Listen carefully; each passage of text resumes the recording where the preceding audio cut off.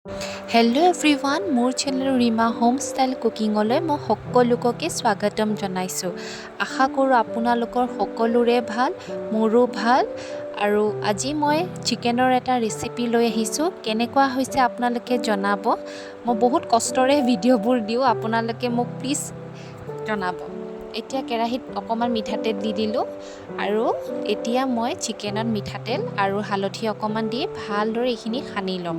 মই চিকেনতে হালধি দি দিওঁ আৰু এতিয়া সেই গৰম হোৱা তেলত মই আলুকেইডোখৰ ভালদৰে দি পিনে ইয়াতে নিমখ আৰু হালধি দি দিছোঁ আৰু এইখিনি অকণমান ৰঙচুৱা হোৱালৈকে ফ্ৰাই কৰি ল'লোঁ। আৰু ছেইম তেলত মই ইলাচি, ডালচেনি এইবোৰ চব দি পিঁয়াজ আৰু তেজপাত দি দিলোঁ আৰু মাংসখিনি দিওঁ। এতিয়া ভালদৰে মই অকণমান দেৰি মিহলাই ল'ম আৰু মিহলাৰ পিছত এতিয়া মই সোৱাদ অনুযায়ী নিমখ দি দিছোঁ।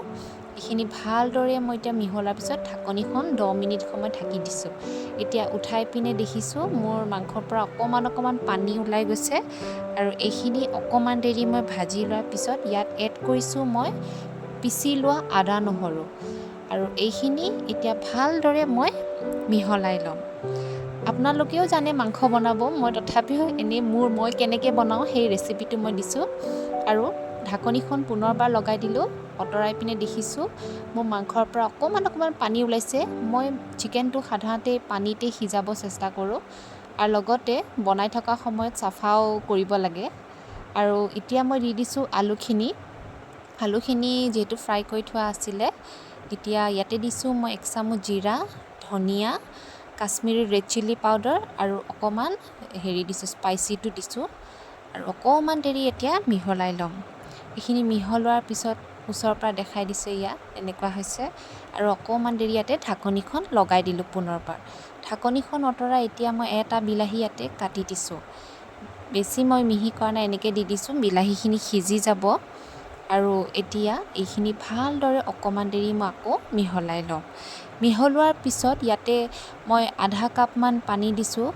মই যিহেতু মাংসটো পানীত এতিয়া অকণমান সিজাব লাগিব। এতিয়া মই ইয়াতে ঢাকনিখন পুনৰবাৰ লগাই দিলোঁ। ঢাকনিখন অঁতৰাই দেখিছেনে মোৰ প্ৰায় হৈছে চিকেনখিনি আৰু অকণমান মই ইয়াতে চিকেন মছলা দি দিছোঁ। এইখিনি মোৰ প্ৰায় হৈছে, ইমান ধুনীয়া গোন্ধাইছে। মোৰ প্ৰায় হ'লেই। চিকেনখিনি মই নমাই দিলোঁ আৰু গাৰ্নিছ কৰি দিছোঁ বিলাহী আৰু তিয়হেৰে।